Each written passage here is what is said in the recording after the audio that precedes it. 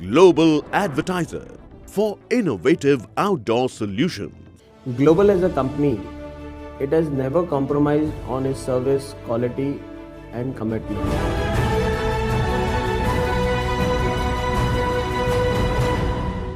आज गृह मंत्री अनिल देशमुख से मिलकर अशोक पांचाल ने निवेदन दिया। रायगढ़ के सरकारी बैंकों में बोगस LIC पॉलिसी बना के 153 से ज़्यादा लोगों को धोखा करके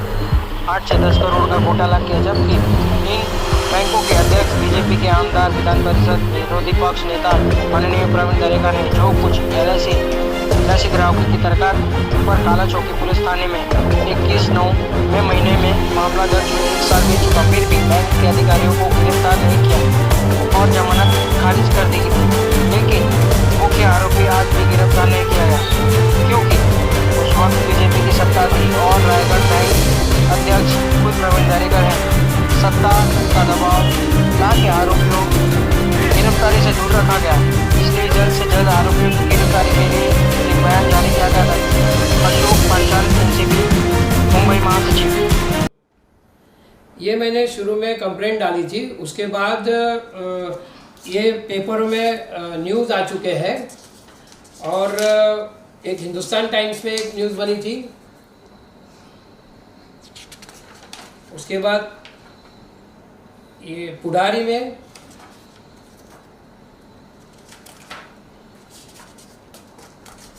उसके बाद एक वृत्तमानस में एक न्यूज़ बनी थी,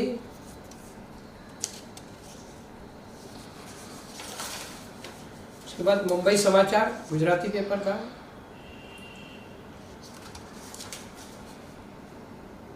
उसके बाद भी और एक पेपर में न्यूज़ आई, लेकिन पता नहीं चल रहा है।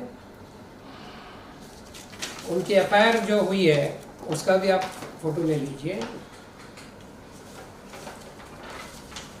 ये उनकी FIR हुई है, मई महीने में हुई थी 19।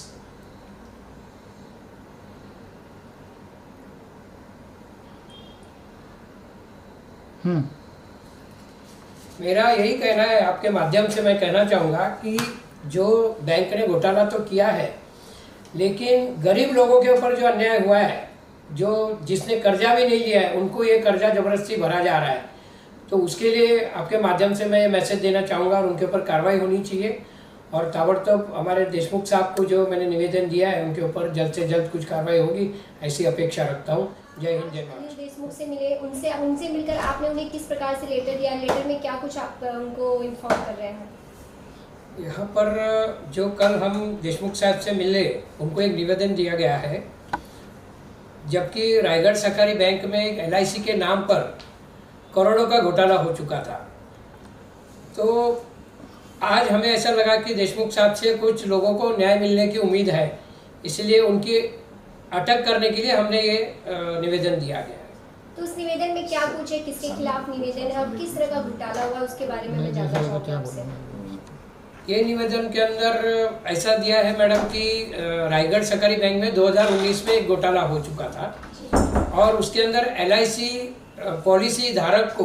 बोगस पॉलिसी बनाकर करोड़ों का घोटाला कर दिया, लेकिन रिकवरी उनके ऊपर शुरू कर दी गई है। जब हमने उसके पीछे पाठ पुरावा करके हमने जब कुछ एविडेंस और कुछ लोगों की कंप्लेंट के ऊपर काला चौकी पुलिस स्टेशन के अंदर जब हमने पत्र व्यवहार किया, तो हमने इसके पीछे जो इन्वेस्टिगेशन किया था वो सब सीनियर के सामने रखा, तो उनके ऊपर एक गुना दाखिल तो हो, लेकिन उनके ऊपर कोई अटक नहीं हो रही थी, क्योंकि सरकार उस वक्त बीजेपी की थी और ये बैंक के चेयरमैन बीजेपी के जो आमदार है माननीय प्रवीण दरेकर जी है।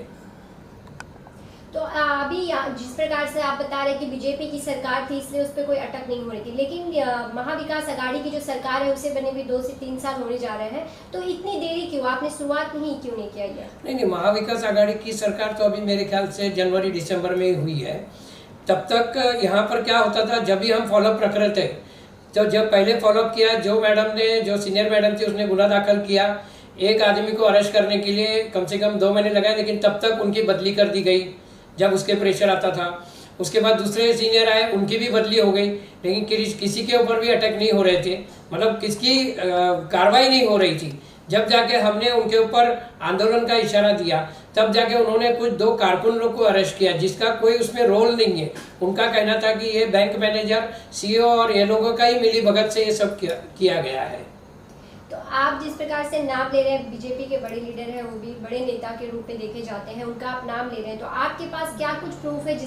जिसके बिहाफ में आप इस तरह से उनका नाम सामने लेकर आप बात कर रहे हैं? जो ये लोन करने के लिए जो एजेंट अपॉइंट किया था रायगढ़ सहकारी बैंक ने, जो अराड़कर करके था, उनका एक एफिडेविट मेरे पास है। जो लेडी के नाम पे कंप्लेंट रजिस्टर हुई है, वो लेडी को उन्होंने ये एफिडेविट दिया था कि हमने ये सब चीज़ प्रवीण दरेकर जी को बताया था, लेकिन इसके ऊपर उन्होंने कोई ध्यान नहीं दिया हुआ है। प्लस उसका एक वीडियो कॉलिंग मतलब वीडियो क्लिप भी हमारे पास है, जो वो कह रहा है सबके नाम कि यहाँ पर हर बैंक के अधिकारी लोग इसमें इन्वॉल्व है। तत्कालीन जो राजीव काले चेयरमैन थे, उनका इसके पहले भी एक घोटाले के अंदर ये तीनों आरोपियों का नाम, दूसरी एक एफआईआर उनके ऊपर दर्ज है जो 2015 में, वहाँ पर भी उनके ऊपर अटक नहीं हुई है। वो भी अभी तक बाहर ही घूम रहे हैं, उनके एंटीसिपेटरी भी रिजेक्ट है, फिर भी उनके ऊपर कोई कार्रवाई नहीं है अभी तक। तो अशोक जी, आपसे ये भी जानना चाहेंगे कि अनिल देशमुख जी को आपने ये दिया, नोटिस दिया है, और क्या कुछ उनसे क्या मिला, उनसे आपको सांत्वना क्या मिली और क्या कुछ कहना चाहेंगे उस विषय को लेकर? देशमुख साहब से ऐसी सांत्वना मिली कि उन्होंने मेरे पेपर देखे, क्योंकि बहुत कल जो माहौल बहुत गर्म था, राहुल गांधी जी का जो इशू हुआ था, प्लस ये मनीषा वाल्मीकि का जो इशू था, उसके ऊपर माहौल गर्म था, लेकिन उन्होंने मेरे को कम से कम 5 मिनट दिए, ये इशू सुना, और उन्होंने ये पूरे